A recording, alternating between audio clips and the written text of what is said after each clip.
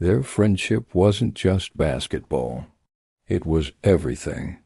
They rode bikes to the corner store with $2 between them, pooling coins for a single bag of chips and a quarter drink. They built go-karts out of milk crates and skateboard wheels.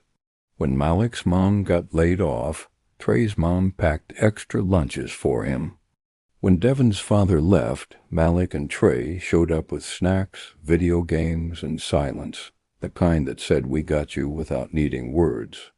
They fought sometimes over stupid things like sneakers or who had the better jump shot, but it never lasted.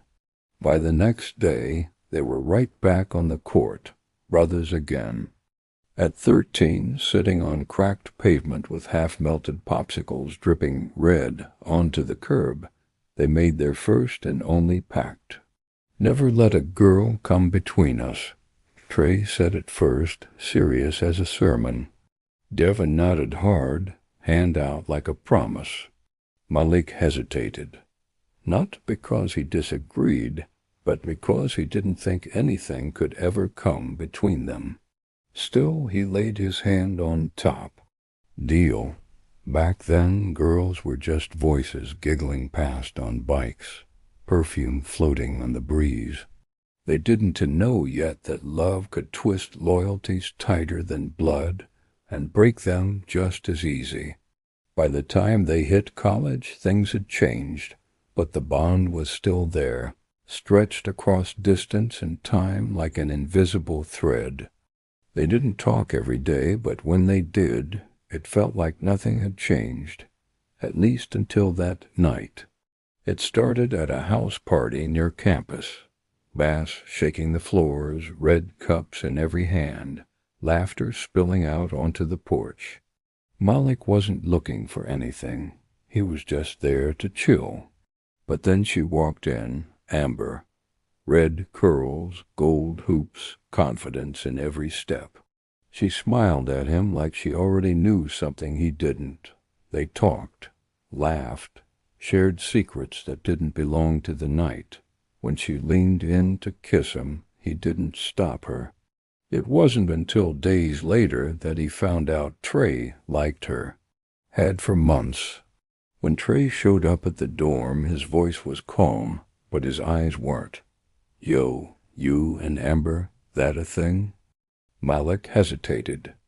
Yo, yeah. We've been hanging out. Why? Trey nodded, jaw tight. Nah, just wondering.